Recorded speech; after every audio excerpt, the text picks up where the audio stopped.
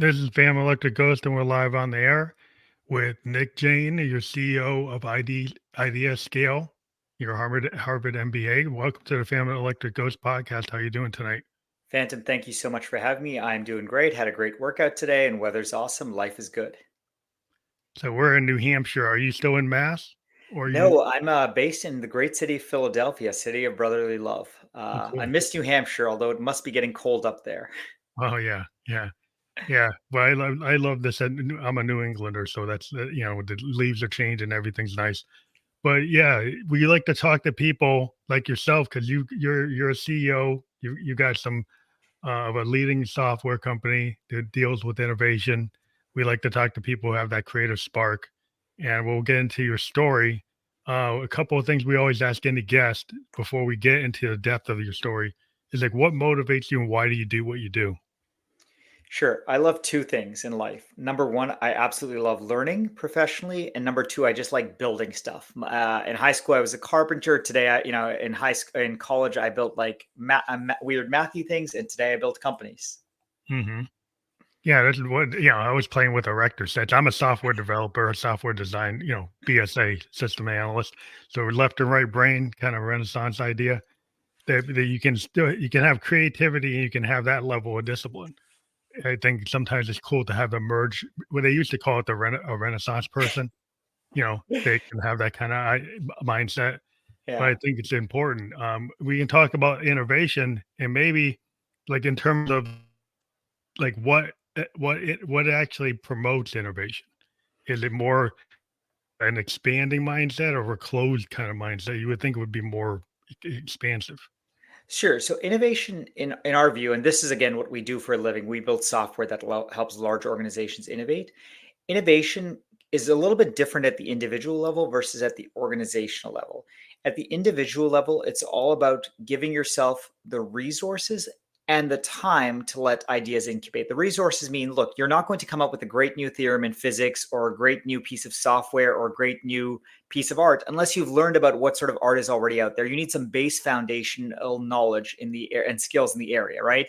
Mhm. Might be the greatest and smartest person ever, but if I don't know how to sculpt, I'm not going to come up with the greatest sculpture. So at an individual level, you need some foundational set of skills and knowledge. And then you also just need time to let it percolate in your brain and to incubate and for that creativity eventually to come out. At an organizational level, it's much different. At an organizational level, you need three things. Number one, you need the right people. Number two, you need the right incentives for those people to innovate and contribute to your organization. And number three, you need the right processes and technology. I think one of the problems that organizations make, or one of the incorrect assumptions that organizations make, is they think creativity is spontaneous the way it is at an individual level. It's not the eureka moments in the shower, but rather it's a process. And when you rely on individual level innovation at a corporate level or organizational level, you end up inevitably failing. Oh, that's interesting because sometimes like that spark of an idea, comes by accident. If you're an engineer or you're a scientist, there's some things that come that you didn't expect, like aspartame. That was not expected. Okay, right? That the sweet taste of it wasn't planned out. So yes and no, but the so I don't know the specific case of aspartame, but somebody doesn't just come up with a new chemical out of nowhere, right? Like I'm not Mhm. a chemist. I'm not no matter how I'm not going to come up with a great new chemical item, whether that be for plastics or food. I have to have some base knowledge in chemistry. So if you actually look at the research of creativity, very few people just come up with things out of thin air. It has been percolating inside their head for sometimes months, years, decades, and then all of a sudden the jigsaw puzzle of all the different interesting pieces of their life where they saw something yesterday, they learned something 5 years ago, their wife or husband said something to them today, all of a sudden all the pieces click and you feel it came out of nowhere, but it's really been incubating for a long time. Think of it almost like a child. It's in a womb for 9 months and then it pops out, but it didn't just come out of nowhere. It's been developing for 9 months. Yeah. Well, I think it's like when it comes to like an artist, it's like your 10,000 hours being Exactly. on Yes. your instrument, right? Yeah. But it's the kind of like your ability. But to synthesize, like, there's a concept to like an arts of like stream of consciousness, right? Of pulling from the muse. This Yes. idea, and the idea is like like you said, it doesn't come out of nowhere, but it seems to be spontaneous in that moment. but Yes, it actually absolutely. is informed by the things you like. Like you might be listening to Chopin, you might be listening to Bach, you might be listening to something, you might have seen something in the paper, and then suddenly something synthesizes and there's stuff in your subconscious and it comes out. But it's not Yeah. that you didn't, it doesn't totally come from nowhere. There's a Oh, base. 100%. The analogy is, I don't know if you've ever heard of the term called criticality. It's this notion in science. Think of a pile of sand, right? You add one grain at a time, and it'll just keep growing, growing, and growing very gently. But you hit one wrong a grain of sand, and the entire thing can collapse. That is Mhm. called criticality, where something is unstable, and it seems stable, nothing seems to happen, and then one tiny little event all of a sudden makes lots Oh, of yeah. things happen. And Cascade. creativity is much the same way, where there's a pile of sand, and it doesn't have to be negative. It just means that all of a sudden, as you think, it's spontaneous, but there's this entire structure built underneath it that is hard to predict. It's hard to calculate. Our science and mathematics hasn't figured out when those moments of creativity and spark happen. We just know there's a foundation, there's a whole bunch of things that underlie the foundation of creativity that can be inculcated at an individual level. Also, like, it seems like with innovation, sometimes, like, people are following trends like a diet, like, there's a fad diet, like, you could say I've been talking to some people 'cause I'm in software design too, that AI is the hot thing, so everybody's trying to apply AI everywhere, right? And sometimes it's not the right business case, right? Just it's like sometimes just because something's hot doesn't mean it's actually the thing that you should use, and maybe it's not the right tool for the job. But is there a problem like with AI? Like everybody just wants to use it. Maybe they don't have the right business case for what they're trying to do, and they think it's just going to give them some kind of magic pill that's going to just solve all their problems. It's funny that you say that. So, like you, Phantom, I run a software company. And one of the interview questions I always get asked by all the industry analysts when they are reviewing my software company for all those review publications out there is, hey, what are you doing with AI? And my answer is, look, we've carefully involved AI in two areas. Number one, in helping people write better, and number two, in analyzing qualitative data. But we have not added AI to everything and everywhere. A lot of software companies have rushed to do it. One of my colleagues said, "Hey, should we change our company name to IdeaScale.ai because that's a hot thing to do?"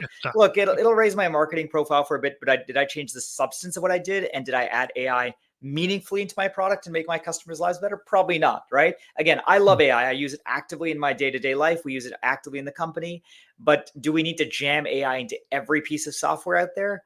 Probably not today. Maybe over time, yes, but certainly not today because AI doesn't fit in everywhere.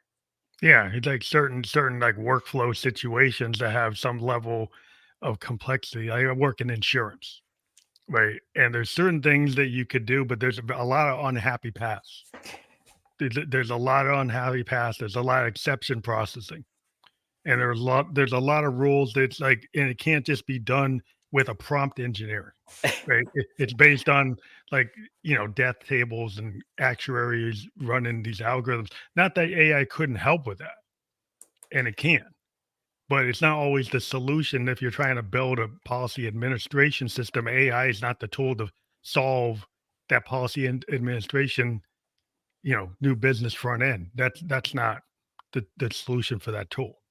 Exactly. I agree with that. At least AI as it exists today is an effective tool in almost any circumstance. It aids an effective human being to become more effective, but it Mhm. doesn't replace the human, at least today. Now, technologies continue to advance, right? Yeah. I fully believe in, whether it be 10 years or 50 years, these AI technologies will become general purpose and can replace human beings. That's a much greater social problem that we need to figure out how to solve as a society. But certainly the AI that exists today, it is a Mm. tool that must be used by a human being. Just like a hammer is totally useless Yeah. without a human being whacking away at something, AI tools today still need a human being to guide them, to teach them, to leverage them to accomplish some economic goal that we're all striving to achieve.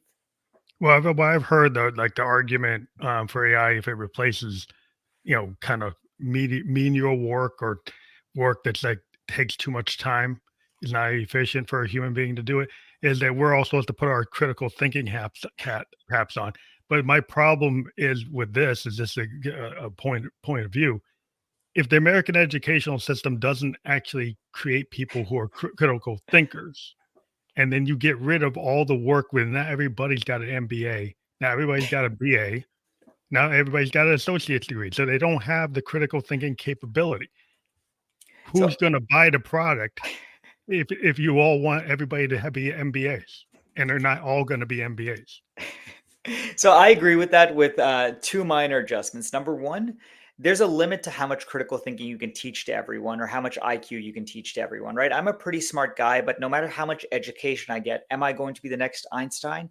That's pretty unlikely. Not everyone can be Einstein. That's what makes individuals like him exceptional, right? Not everyone can be the next Marie Curie. Not everyone can develop like DNA snipping snips, or not snipping. What is it called?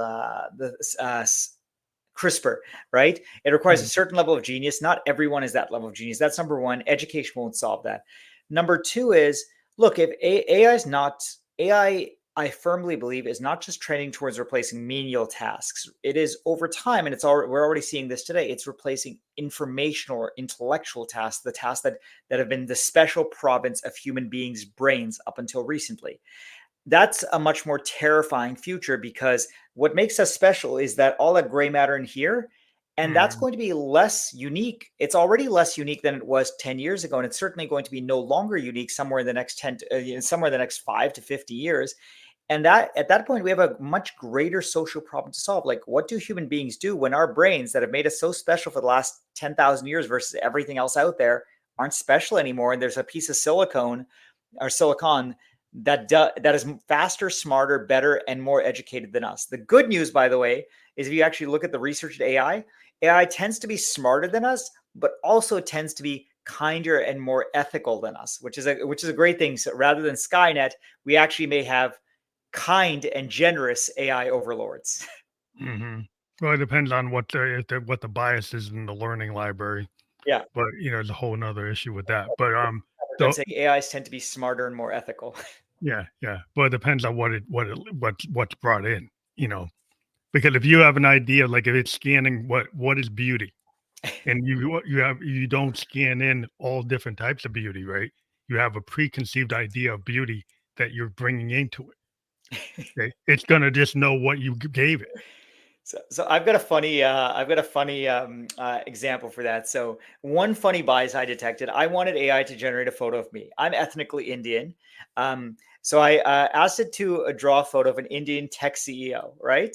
And it generated 5 or 6 images, and every single one was firstly male, okay, uh, but which is fine because I'm male. But secondly, every single one was overweight. And I'm like, the AI thinks that every single Indian tech CEO is overweight, which is really funny because if you look at the CEOs of Microsoft or Google, which are both who are both ethnically South Asian, they're in quite good shape. So the bias was funny because it was kind of slightly offensive, but also it was not representative of some of the Yeah, extraordinary leaders of our world. depends on what they get trained on, you know? So, like, that's a whole nother argument. But the idea, well, being an artist, my whole conversation with like innovation also is human beings have a unique spark from their individual like capability, right? So as an artist, everybody has their own vision. AI is not going to have that unique human spirit vision. It might be able to do something faster than me, but it is actually valuable. It actually, because there's a lot of AI art, but I know a lot of graphic artists. My daughter's a graphic artist, and there's something in the emotional impact. No, just because you can make art that looks good doesn't mean that it actually has emotional or heart or like spirit impact. And that's my argument with some of the machine stuff is, it's even with music. It can do it, but it doesn't lack the heart. It lacks the heart. It lacks the soul. And so if that becomes not important, like people think heart and soul and spirit in the human individuality is no longer valuable. I think that's a problem. So I agree. So I'm an optimist on that front. I don't think people are going to give up their humanity anytime soon. I think that's going to remain a core part of who we are as a species. We will love, and romance and art and beauty and all the things that, in the Dead Poet Society, all the things we live for. If you've ever seen that movie, he said, Robin Williams' character says, medicine, law, business. These are all things we do to live, but what do we live for? I think was the paraphrasing the quote. However, I would disagree with you on. I think AI will eventually be able to create true beauty and emotion and replicate emotion in a. I don't think we're there yet, but we are working technologically on replicating those elements of beauty that are truly unique to the human condition or to the human eye. We're getting there. We're not there today, but we will get there. At that point, robots will be able to generate true art in a deep sense of the word, not just beautiful images. That's interesting. In terms of their sentience, I wonder what their emotional. Because a lot of times with an artist, it's what you've gone through, the pain. So you tell me a machine's going to feel the pain that actually drives the art. I think I am an optimist on that front. I think a lot of, again, this is my perspective. I have a small bit of expertise in this, but the mathematically almost everything that we experience and live through or have lived through in the past can be boiled down to some complex set of equations. They may be insanely complicated, right? And at some point, computers will be big enough, smart enough, algorithms big enough, smart enough that they can read in those equations. Right now, we haven't figured out the equations that define emotions because emotions are insanely complex, but we'll get there eventually. And at the same time, computers are getting smarter, bigger, faster. So you combine those two at some point, could be 5 years from now, could be 50 years, could be 500 years. I'm more on the order of like 5 to 20 years, I think we'll be there. Because I think these technologies are advancing much faster than most people give them credit for, both the hardware and the software. Mhm. Well, I guess that gets into the meritocracy in terms of like how you measure things, right? So, like when you're in an organization, the people measure, like, okay, is it, the people who click through and actually buy the product, or the people who actually visit the site, or the profitability of the company, or the shareholders, being able to make their gains. In terms of meritocracy, like what are your measures? What are your KPIs? Sorry, for me or for AI? I didn't understand the Well, question. I guess in terms of you're thinking about like ideocracy, is it the idea that makes profit? Is it are there other KPIs for a meritocracy other than profit? Sure. So it depends. So I'll use an example. We provide an idea generation, an idea collection, idea evaluation software. So we're literally trying to create an idea meritocracy through our software. And we have customers who are private sector customers, we have nonprofits, and we have governments as customers. And each of those three types of organizations has distinctly different goals, right? A government is not so worried about profit. They have fixed budgets. They're not worried about generating more revenues, right? They're not going to jack up the price for your driver's license at the driver's license office. What they're worried about is, hey, can we use the resources that we have efficiently, and can we serve our constituents and our voters? Can we make our voters happy? Right? Or solve the problem that we're set to, our mission, right? That could be the Department of Transportation making the roads beautiful, or the Federal Highway Administration. Nonprofits. I work with a big one of the biggest food banks in the country, and they use our software to figure out how they can serve more people food, right? People who are in need, and so they're not measuring again profit. They are measuring like how many people did we serve and get food to, so they're not Efficiency, hungry. more efficiency. Yeah, Yeah, and then on the private sector, right? Look, if you're using ideas to generate new products, you certainly care about profit, right? That's the goal. You generate more revenues, but you may be trying to save costs.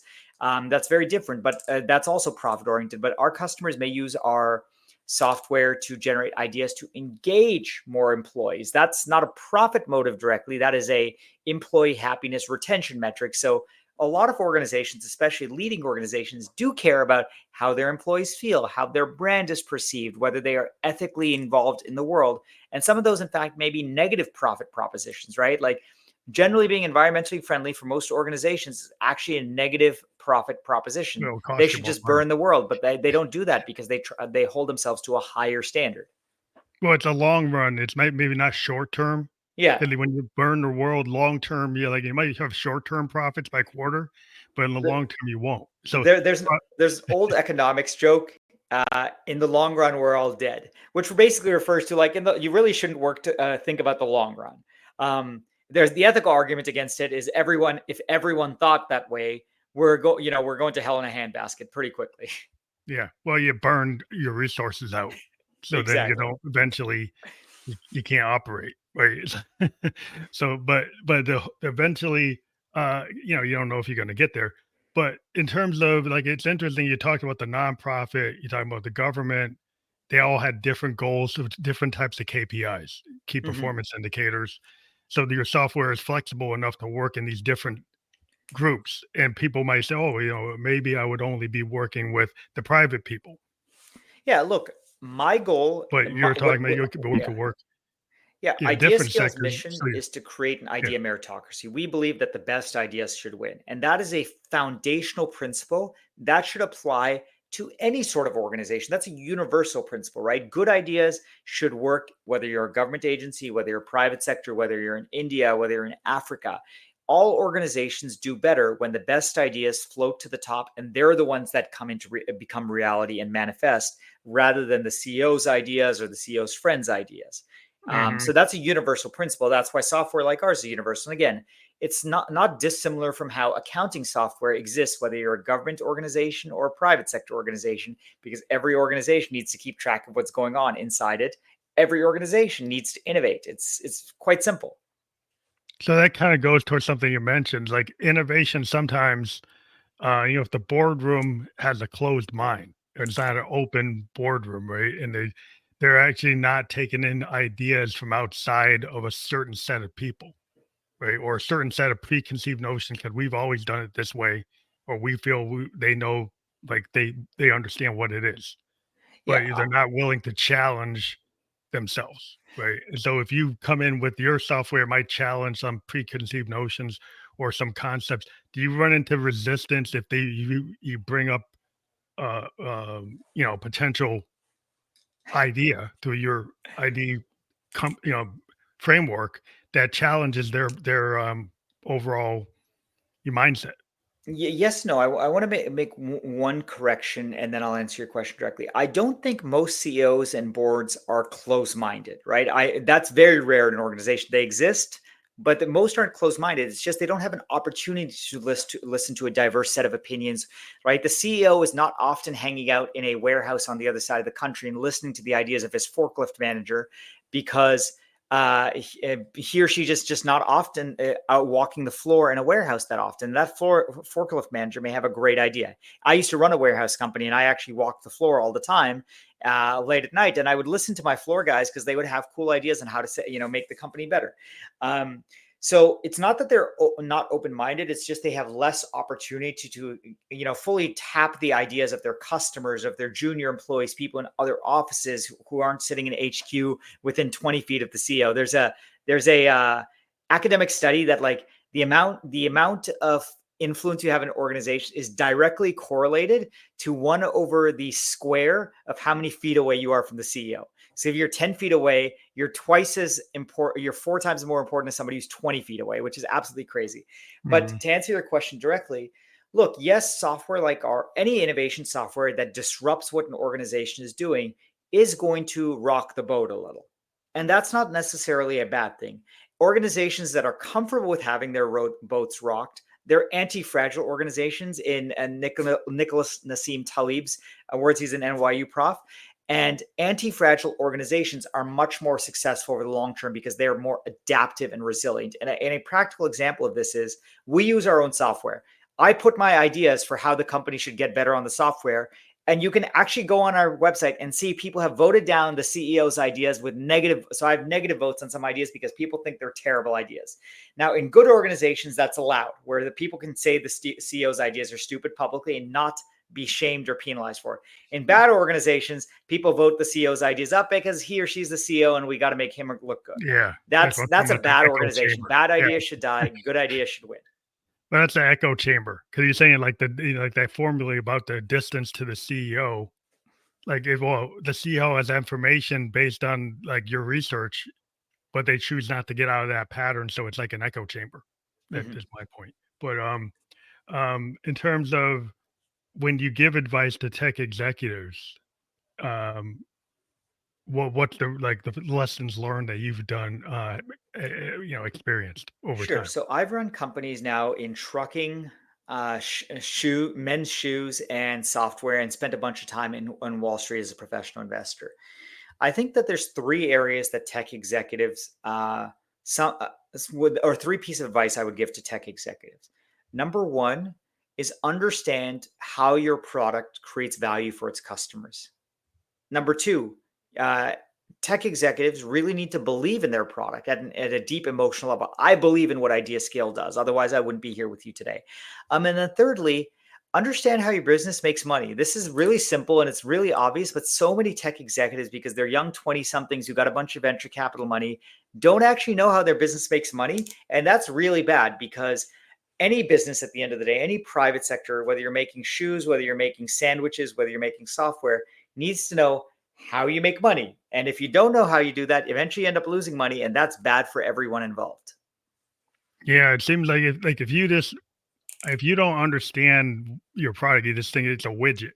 You have like no connection to it. You don't have the passion of like a Steve Jobs. You don't have the passion of like a Ben and Jerry's, like they actually founded the company. But if you come in, you're from another industry,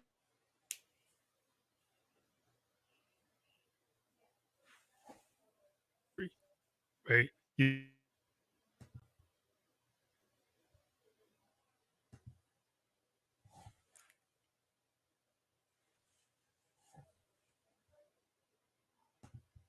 Hello? you know, oh, can you hear me? Now I can. Okay. One of us faded out.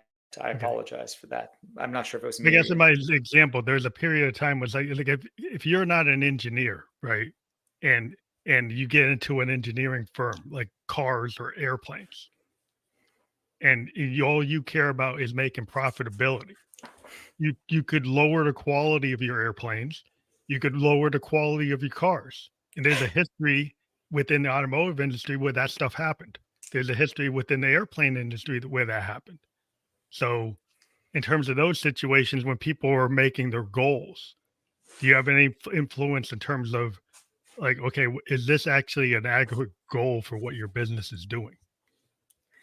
So that's where, like, a good board of directors and who sets good goals and provides good governance comes into, right?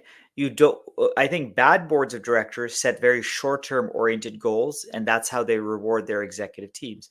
Good boards of directors realize that a company or organization is not about how much profit it made this quarter, this year, but it's going to generate value for everyone, for society, for its employees, for its customers, for its shareholders over 10, 20, 30, 50 years. And if you look at the great corporations or great organizations, they're governed and not managed. And that's an important word in my view. They are well governed.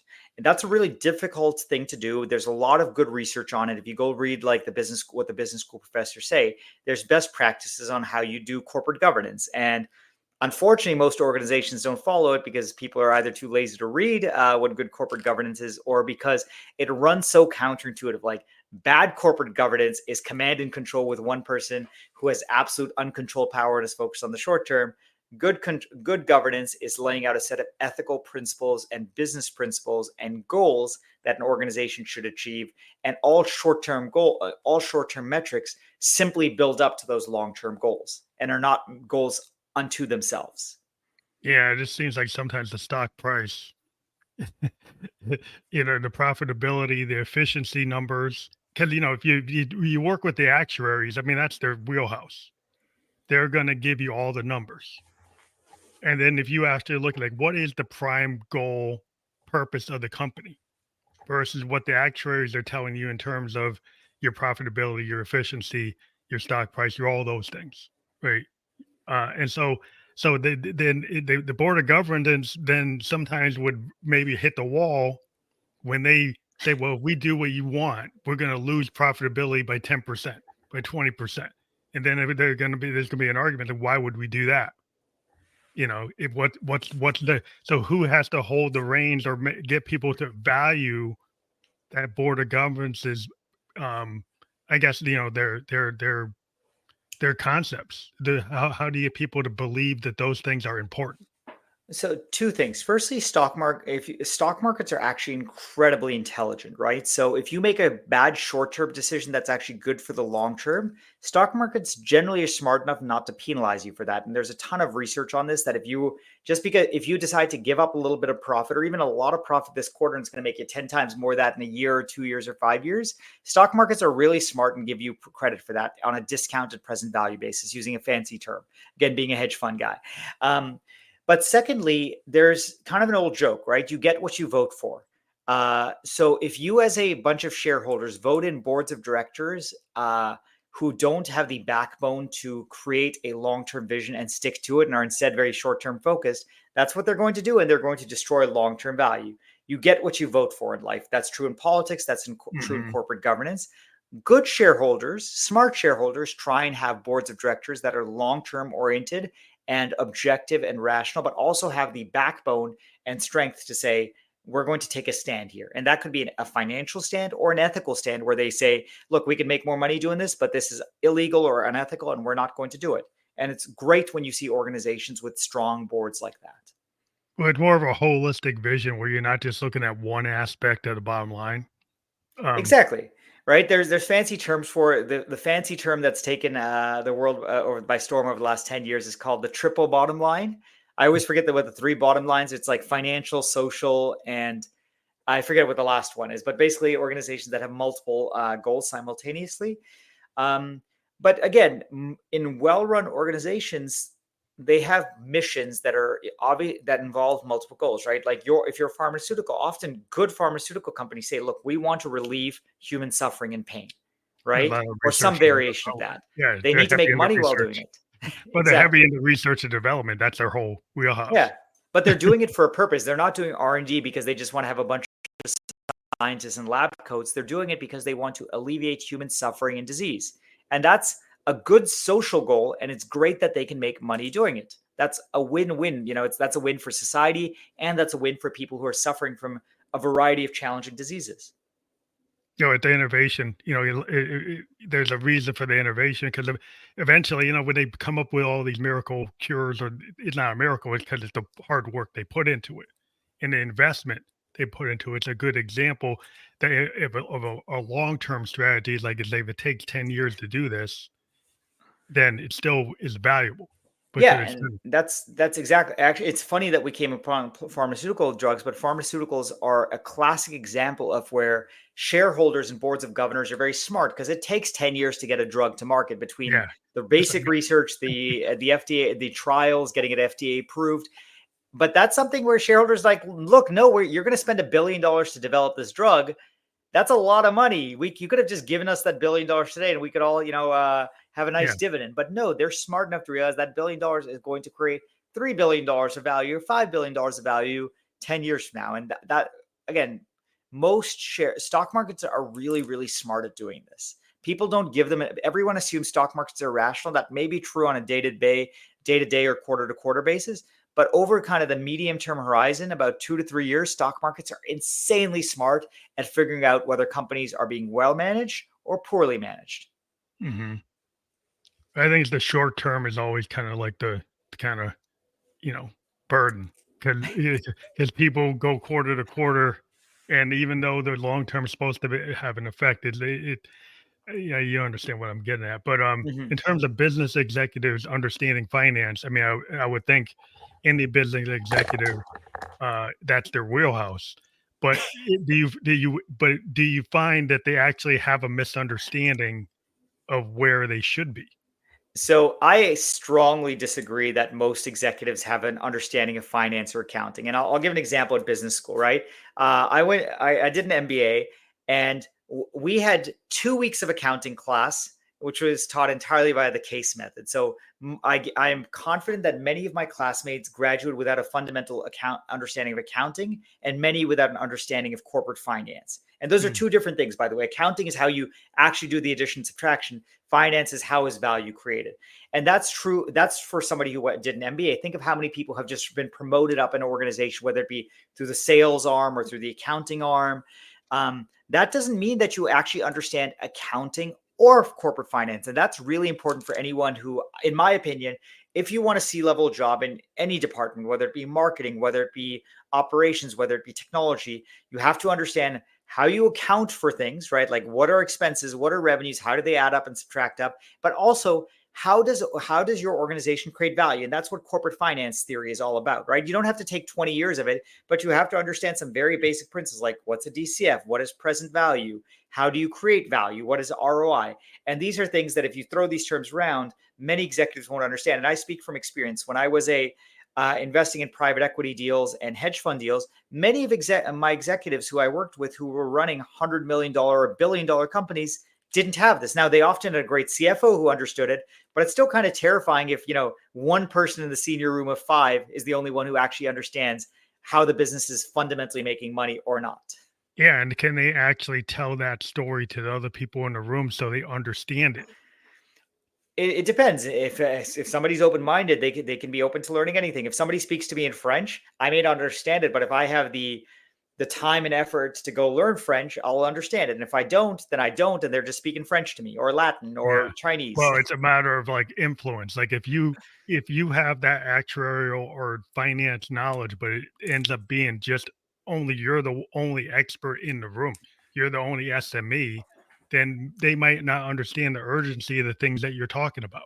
No, but I don't think that's an acceptable response, right? If you're an executive of any non-trivial corporation, right, whether you're running a $10 million company or $10 billion company, you need to, it is my view that every single person in a meaningful position of authority in a large organization needs to have some basic understanding of corporate finance. Because if you Mhm. don't do that, you have no idea how good decisions are made, No, right? I think it's How do you important. decide how a good marketing what defines a good marketing campaign, right? You don't. You're just kind of going on gut feel, right? Well, you might And be maybe going because if all your guys come from sales, or all your guys come from engineering, or all your guys come from like those departments. And sometimes what I've seen in companies, like the head of the company is an engineer.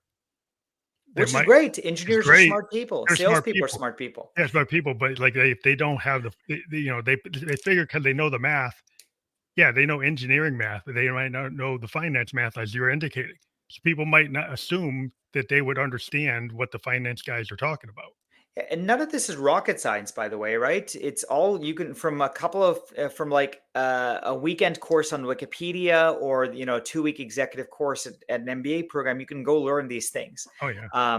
So these are all learnable skills, but it's very terrifying to me that there's a lot of corporate executives out there that don't understand how their own businesses work, and they're leading companies and responsible for the livelihoods of hundreds or thousands of employees, and yet they are kind of it's like driving a ship while blind, Oh right? yeah. That's a horrifying Like proposition to throwing me. If at the I'm a dartboard, you're throwing at the dartboard and you figure everybody in that room is not throwing at the dartboard.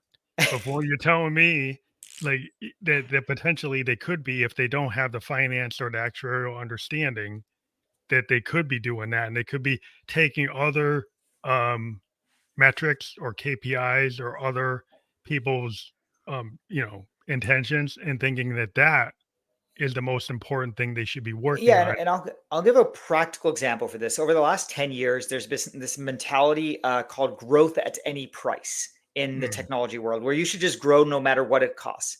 And that's really funny because that's been wired into CEOs' brains. Venture capitalists thought about it, but it's well known and has been known for about 100 years that growth at any price is a terrible idea. There is a price where growth is good. There is a price where growth is bad. And if you can't figure, and that's a number that you can calculate.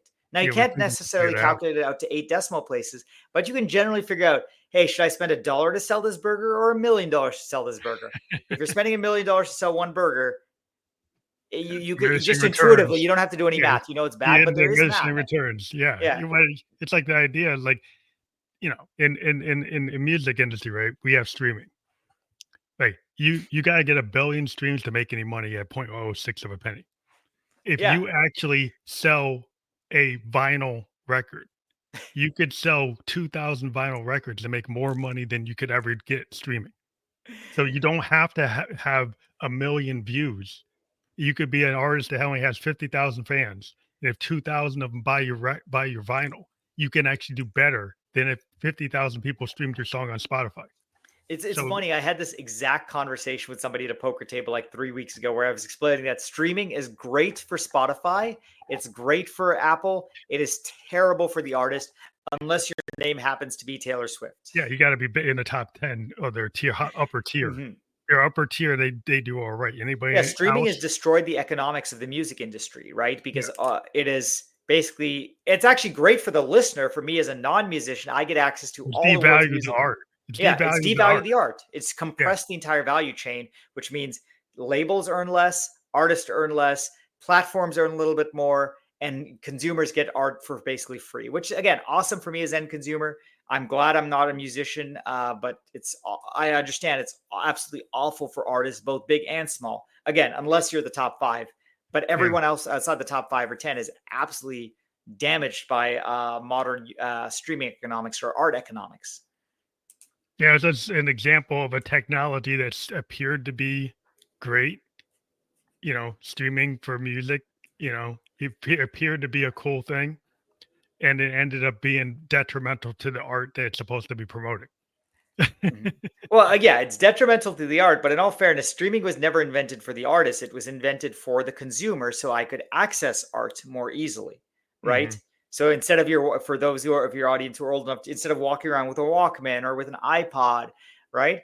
I can just access all of the world's music anytime. And if my mood changes, I can switch to different music in a few clicks. And that's an amazing power. It's awesome for an end consumer.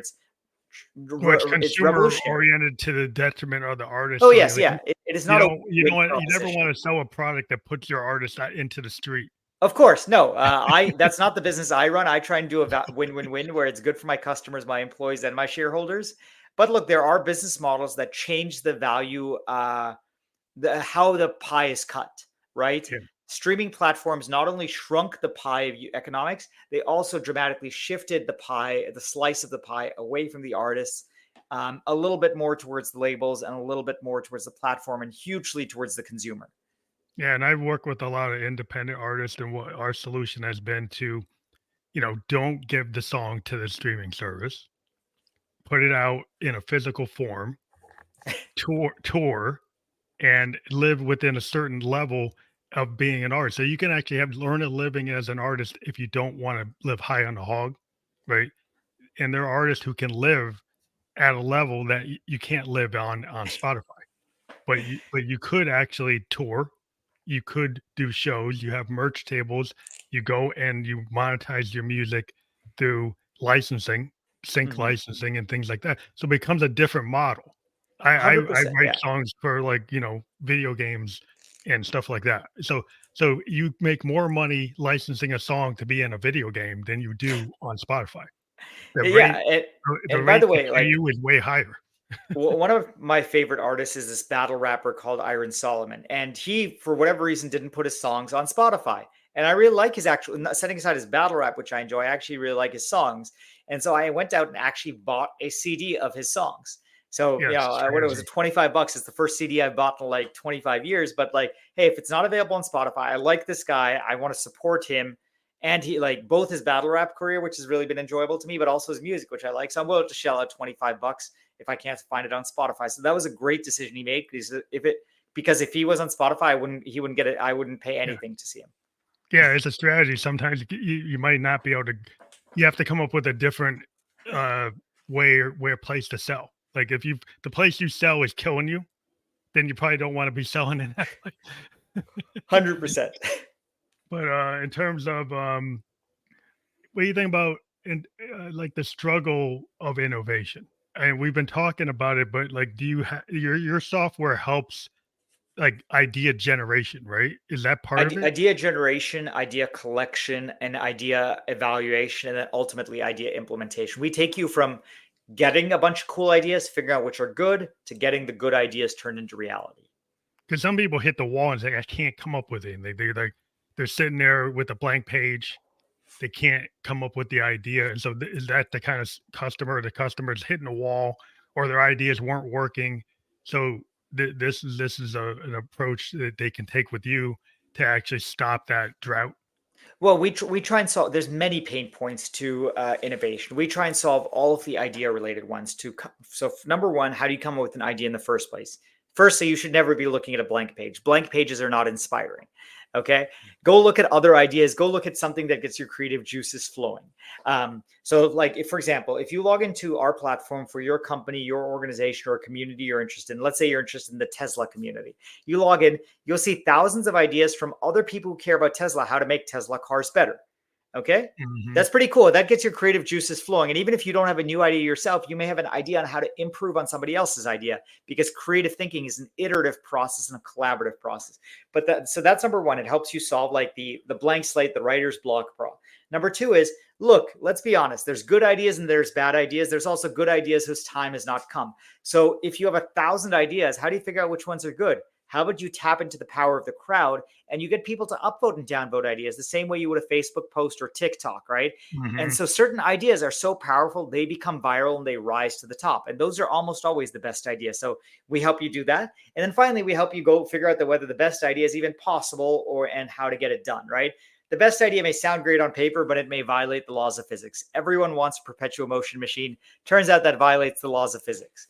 So we try to help you solve all of the innovation problems that your large organization faces. And I think we're pretty damn good at it, in fact.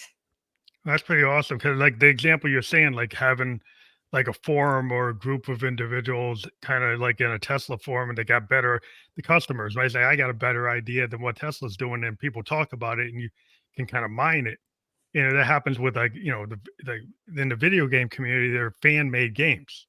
Yeah. And sometimes companies are smart enough, like Sega, a couple of times have actually taken guys who have kind of made fan based versions of Sega games. And instead of going and sending a cease and desist, they actually hired them and had them make a game because the fans actually liked their game better than what Sega was doing. Well, that's how So, Dota 2 came out, right? When because I don't know if you're a gamer at all, but Dota 1, Defense of the Ancients 1 was this really successful game, but it was built on Warcraft. It was built as a custom map on this old game called Warcraft 3, which is made by mhm, Blizzard. Blizzard wasn't a big fan of it. They didn't capitalize on it. And then Valve, the guys who own Steam, came along to the owner and said, of this game and said, hey, how about you just make this game brand new for us on our platform, which they did. And Dota is one of the most popular games in the world and has been for 12 years running now, which is insane. 12 years of the same mhm, video game still existing. yeah. But sometimes you go to to an outside source or a source that maybe aren't your engineers, aren't your designers, aren't your people, but maybe they have a better way a mousetrap than you, you know. Exactly. So you have a way to kind of like scan for like the whole universe or like a We ecosystem. call it an ecosystem. Your Yeah. ecosystem, and your ecosystem could be it could be people in your just your office building, because that's not just your floor or your cube. It's your office building. It could be people in your department. Could be people in your entire employee base. Could be your customers. Could be people in your country. Your voters. Your ecosystem is much any individual's or any organization's ecosystem is actually quite broad. Um, Mhm, and it's this notion of like, I don't know if you've ever looked into this, but it's something called predictive markets. So if mhm, you look at, predictive markets are almost like stock markets for predicting events, like how much damage is a hurricane going to cause or who's going to be elected. And turns out these predictive markets where you can go gamble and say, like, I want to bet on this much on Kamala Harris winning versus Trump winning. And those markets tend to be insanely smart. And that's revealed a very powerful concept known as the intelligence of the crowd. There's all this information that's trapped in people's brains, but they each only have a little piece of information. But when you add all that information together, it's extraordinarily powerful. And what IdeaScale software really tries to do is help you put together all those little pieces into a much more powerful whole. mhm. That's interesting that you're able to pull all that together. And so when you came up with this software, I mean, how long did it take you to come up with this idea? Is this something that, like you've talked, it takes over time? How much time did it take to come up with this? So I didn't actually invent the idea. I'm not the founder of IdeaScale. There were two gentlemen, Rob Hohen and Viv Paskern, who about 15 years ago, they saw that there was all these organizations, both governmental and private sector, were struggling to innovate. And then President Obama came out and said, look, government needs to be more innovative. And that was the aha moment. Excuse me. Hmm. That was the aha moment for Rob and Viv when they realized, wait, if even the government is saying they want to be innovative and they're trying to do this without any technology, like why don't we actually create some awesome technology for this? So that was the spark that kind of lit the fuse. Viv and Rob coded up the software. They got it running. The company's been around for 15 years. I was brought in as an external CEO about 2 years ago because we'd been very successful. And the goal was, okay, can Nick take this company from a successful company to a hyper successful global company? That's what I do for a living. I take companies that are already doing great and help them become even Better. more awesome, to become extraordinary, and to become world dominant competitors. Is that so? That's a skill set that you've developed over time, and you have like in your wheelhouse, like you've come up with a strategy that works for different industries, or Yeah. you have So look, commonalities between all them all. Yeah, so look, every organization at the end of the day has some similarities, right? Number one, they all have HR departments and finance departments and sales department and product departments and operations department. They have different departments. They all have similar politics at the end of the day. Number two, all organizations have a business model, right? Not And number three, all organizations need to have a growth strategy that needs to be implemented. My skill set, or the thing that I think I'm world class at, is I understand how businesses work really fundamentally, and I understand what is constant across all businesses. And so, whether I'm running a trucking company or a software company, I can bring those skills to bear. At IdeaScale, for example, over the past 2 years that I've been here, we've expanded our headcount by 20%. We've tripled our profit margins. We've expanded from 3 countries to 8 countries. And that is because IdeaScale was already in such a great place. Robin had built a great product and a great customer base who appreciate what we do. And my goal was now, okay, how do we institutionalize this organization, this amazing IdeaScale organization, and build upon the product so we can become a globally relevant company, which we are well on our way to doing now. So you found the commonalities and then apply them, and then where the individual aspects are, you align with that. Exactly. Yeah. Like I understand how businesses work. To be blunt, I understand how businesses make money, and I understand how to create more value that can then be shared in a fair way between getting a better product for customers, creating employment opportunities for my employees, and value for my shareholders.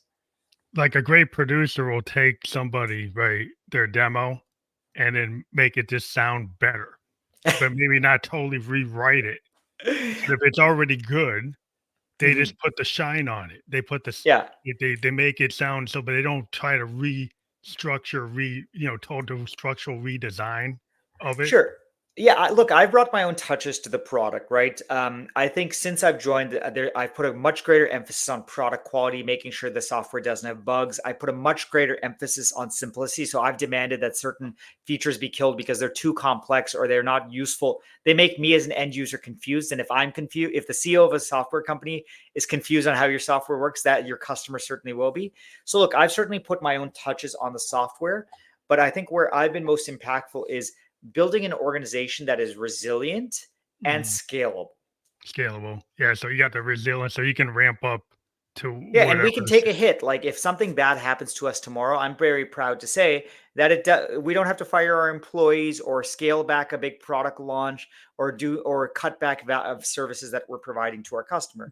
We can yeah, just no, weather on because we are strong, we're resilient, but then we're also making all the investments needed to be aggressive for the future. We have some really cool products coming out, or features coming out actually, I should say products. They're not even features, coming out in like 2 or 3 months, and that's us being aggressive and proactive towards the future. that's important. So are you, is this company primarily have your one product or multiple products? So historically, we only had one product, which is our ideas management solution. We About a year ago, we added our whiteboarding solution, which is a fully independent module for people to do just online whiteboarding. Right? Imagine what you could do on a physical whiteboard, except now you can do it online. Over the next 2 or 3 months, we're launching a few more modules. Number one, we're launching a qualitative AI analytics module, and that basically allows you to take all this qualitative data that sits in an IdeaScale community and analyze it in a way that no human being ever could. And that's a really powerful use of AI Oh, to the analyze data qualitative analytics? data. So you're Yeah. actually doing data. You're But actually not building. quantitative analytics. Oh, Quantitative analytics is an easily solved problem, right? There's all these cool packages in Python or mm, R that can do or Tableau to do quantitative analytics. good. We're doing analytics on ideas. Ideas don't have Yes. numbers in them. You can't Yes. add idea one and idea two. You can't multiply idea one and idea two. You can't divide them, right? So we figured out a very cool way on how you can use AI analytics to extract insights from both individual ideas and groups of complex ideas. That's really module number one that's coming out. So that'll be like product number 3.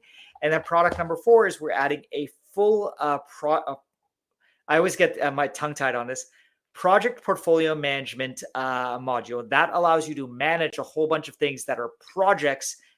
Most companies don't just have one big project, they have a lot of small projects going Yeah, on. How do you programs. They manage may the have programs. portfolio of them? Yeah. And that's coming out sometime next year as well. So So you we're can pretty manage excited. like There's a lot of things in that are in the oven right now. so like program level projects or like sub projects. Is that what you're talking about? Like So any organizations could define it differently. Like a drug company might have 20 different drugs they're working on. How do you manage the portfolio of those projects, right? So okay. these are drugs that they've said, okay, we figured out that these drugs kind of work. Now we need to run 20 different trial programs and we need to have 20 different research teams. We need to have 20 different marketing campaigns. How do you manage all that? That's what Mhm. you don't use a single project management software. You have to manage a portfolio of projects. And that Portfolio. will allow you to go from a portfolio of ideas that we currently have to a full portfolio of projects that you can manage, which is kind of a cool and next natural transition. That's interesting. So you got I really intrigued by the idea of like doing like visualizations on you know ideas rather than metrics. So being able to pull like some like taking a like the ability of like a chat GPT type of idea system to Exactly. pull out the because of the language capability of the system to kind of discern That's exactly it. logically. And I think we figured out a Yeah. really clever way because these large language models, whether it be ChatGPT, Gemini, Llama, pick your favorite, Mhm. generative, pick your favorite GPT, right? Yeah. One of their great powers that I think is people always talk about them as chatbots or smarter search engines, No, but I their was great power more that than is that. untapped is analyzing qualitative information because so much information exists in what people say, what people write, and that can be analyzed beyond just and not just summarized. That's really cool. It's an undertapped power that we are hoping to tap So really in you're a really building effective manner. like language algorithms that are discerning like concepts. But beyond that, that's a so that's what's called a level 1 interpretation. Oh, actually, that's technically a level 2 interpretation of language. Level 1 interprets syntax, like where's the verb, where's the noun, Yeah, what yeah, tense is in. that yeah, Level details. 2 summarizes information. Okay. Level 3 includes the context of qualitative or textual information, and level 4 analyzes information. Level 4 is really hard. It's for example, ChatGPT's Strawberry, which came out about 2 weeks ago. That is actually a reasoning engine, and everyone's talking about how it's fancier at doing math. But the real power of it is actually able to think and come up with new creative things for textual data. That's really powerful. Yeah, so if you It's can actually creative. It's yeah, it's creative pretty and rational. It can rational. interpret ideas. That's So cool. it can interpret it like an algebraic form of different like well, and maybe like a calculus or something more complicated. Well, that's Like, still level 2 thinking. It's gotten to level 4 thinking, which is it can understand and discern good versus bad, oh, if it's good bad. ideas versus bad ideas. It can also say, look, we have 2 bad ideas, but if we combine them together, does that a super bad idea? Or are these 2 bad half-baked ideas together a fully baked cookie that's really good? How do you teach it to understand what's good and what's bad? Like, how does it determine what the bad and the good? Sure. So that's part of the training set. The great thing is if you read enough, you generally get a sense of what's good and bad. If you read 1,000 books, you are able to tell this is a good book and this is a bad book, right? This is a Mhm. good piece of art versus a bad piece of art. How does a human being learn to do it? Through lots and lots of experience. What these LLMs do is they are trained on extraordinary amounts of data. And if they are trained in a smart enough way, they discern good from bad. Like if you're a child and you just read books with no tutelage, you're not going to quite figure out which good books are good and bad. But if you're a child who reads a bunch of books and you have a teacher who's advising you on here's what makes something good, then you Mhm. become really smart really fast. And that's what these level 4 GPTs are Well, so they have like a getting to teacher now. helping them kind of discern or interpret what they've read, what they've learned. Yes, exactly. They understand now and they can understand level 4 thinking involves something called quality, which is that we're now getting deep into philosophy. But people talk about moral virtues, good versus evil, like Mhm. chivalry, like whatever. You have all these moral virtues that differ in Western and Eastern philosophical traditions. But then there's this relatively recent philosophical concept that's come out over the last 100 or so years. What is quality? What do we mean when something is good? That's a really like fluffy concept if you think about it, but there's a lot of philosophical debate and some really good research on this. And the really powerful thing when we go back to AI is these AI tools are now able to figure out what is good, what is high quality, and that's really powerful and has historically been the domain of human beings. Yeah, it's interesting because if the philosophy, you could do Sato or Camus, you could go into their concepts of philosophy, but this is probably more tactile. But like, so it's like the GPT, I read Moby Dick, and it's going to give me an assessment of what is good in Moby Dick, and what is evil in Moby Dick. But I don't mean good and evil. Sorry, no, I want to be clear. I wasn't talking about good and evil in a moral sense about like, God versus devil. I was talking about good versus bad quality, Quality. But the right? idea that it could discern over time if it read enough books about the definition of what good is and evil, Well, yeah, that now just that's getting into an area where I don't have expertise. And good, how one person defines good is a little bit different than another, how yeah. another person does, and that So varies it's across more cultures, tactile. religions. Yeah, yeah. No, So I it's mean, it can be very deeply philosophical, but like, yes, machines can already discern good versus evil. We already know that machines are on average more moral than human beings.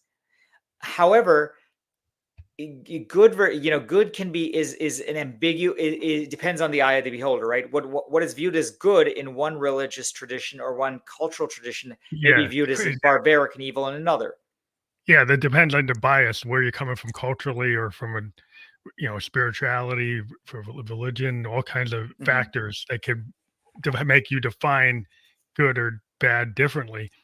But in terms Yeah, of like something that's more tactile for like business purposes, or in terms of an idea, the judge is something's good or bad.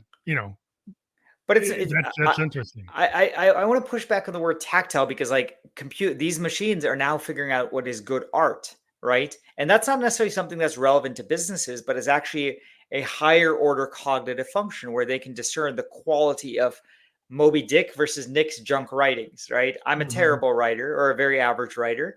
mhm. Moby Dick, I actually just finished reading it like a week ago, and that's written at a level which is like I don't know Yeah. what it is about Moby Dick that makes it good, but it is good. I can feel it Well, somewhere in my bones. it's that classic time period when the authors put like that level of work into it. There's a period of time in literature, the classics, where there's a certain level of rigor and capability that these authors have that puts them at like this expert level versus somebody who comes in and just writes. You can write something, put it on Amazon as an online book. You wrote a book, but it's not going to be Moby Dick. Yeah, I don't know if you know this, but what is it? The guys who wrote Narnia and Lord of the Rings, they were all professors at Oxford and Cambridge. They were professors of English literature. So like these guys were not just writing fantasy novels with elves and like magic out of Oh nowhere. yeah, Turns out they were experts in like yeah.